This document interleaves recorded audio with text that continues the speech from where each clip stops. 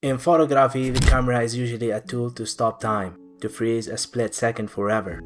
But what happens when you use that same tool not to stop time, but to trick it? It began as an instinct. It became a decades-long visual document, one distinguished not by any single image, but by its unbroken repetition. The same for subject, the same order, the same large format camera, the same photographer every year for over 40 years. They didn't set out to create a legacy. They didn't plan to document their own aging. What started as a casual photograph became something none of them anticipated.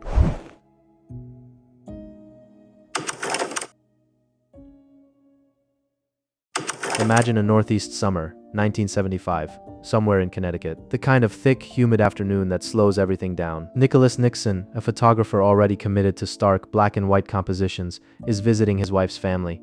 Nixon is not a casual shooter. His instrument of choice is an 8x10 large-format view camera, a machine the size of a small suitcase, mounted on a tripod, operated under a dark cloth draped over the photographer's head. It produces extraordinary detail, but it demands something in return: stillness, patience, time. In the backyard, he sees them: Babe, his wife, and her three sisters, Heather, Mimi, and Lori. They are young, their lives are just beginning to take their separate shapes. Nixon asks for a picture. It's a passing idea, but the atmosphere seems hesitant. Baby is used to Nicholas and his camera. The others, less so. In that first image, their posture appears guarded, shoulders tense, arms crossed, hands tucked into pockets. They line up: Heather, Mimi, Bibi, Lori, a specific order that unbeknownst to them would remain fixed for decades to come. The resulting image was technically simple. It captured four individuals standing together. But Nixon recognized something in the composition, a possibility. The following year, he made a suggestion: let's do it again.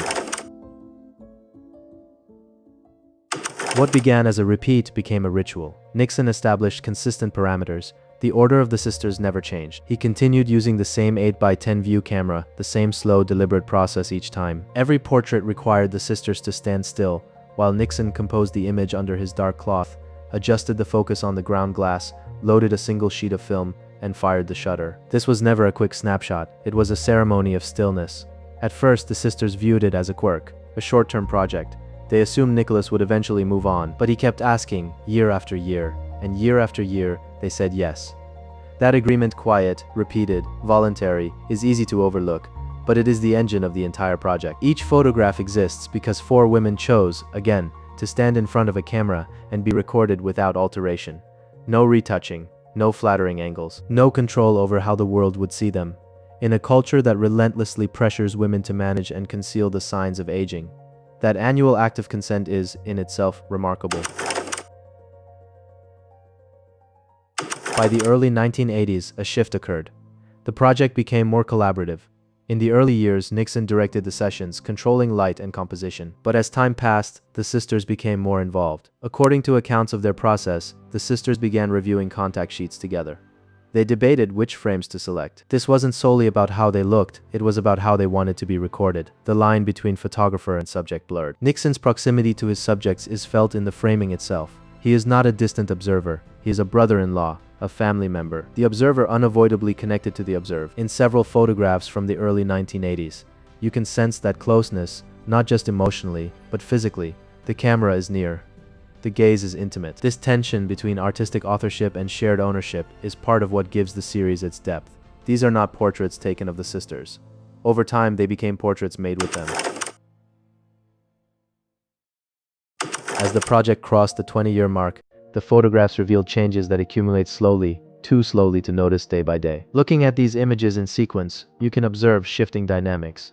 In the early photographs, there is more space between the sisters, more separation. Watch the timeline progress. The gaps narrow, shoulders begin to touch, a hand rests on a waist, a head leans onto a sister's shoulder. Whether consciously or not, they drew physically closer over the decades. The camera recorded these changes without intervention. No filters, no retouching. Graying hair, deepening lines, changing posture, all documented with the same unflinching consistency that defined Nixon's broader body of work. And it's worth noting, Nixon is not only the Brown sisters' photographer. His career includes harrowing, compassionate portraits of people living with AIDS, images of urban poverty, and large-format cityscapes. He has spent decades looking at human beings without turning away. The Brown sisters project is not an anomaly in his work. It is its most sustained expression. Viewers often focus on Mimi, the second sister from the left. Her expressions across the decades invite interpretation. In the early photographs, her expression appears reserved. In that first image, she has an arm around a sister, yet something in her posture seems to hold back.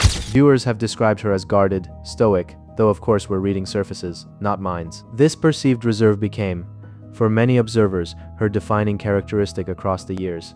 In later photographs, something seems different. Her expression appears softer. Some viewers see acceptance in her face, others see weariness, still others see peace. But the impulse to narrate Mimi's inner life across these photographs says as much about us as it does about her. We want the series to be a story. We want transformation, resolution, a character arc. She may simply be standing for a photograph. The truth of what she feels belongs to her. What the photograph gives us is a surface, and perhaps the most honest thing we can do is sit with that surface without insisting it confirm the story we want to tell.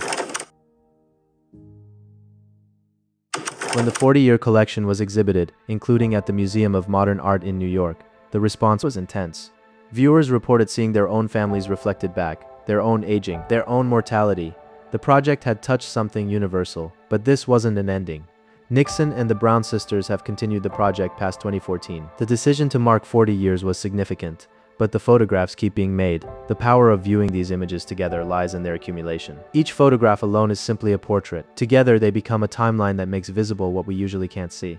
The slow passage of years across a human face. The sisters are still standing, still together. The photograph shows that while faces change, the fact of their gathering year after year has remained constant. Nicholas Nixon set out to take a portrait. He ended up creating an ongoing record of presence. The Brown Sister project asks a simple question. What would it like to document yourself honestly year after year? Most of us will never know. We occur we select the delete and unflattering frames. These four women and the man behind the camera choose differently.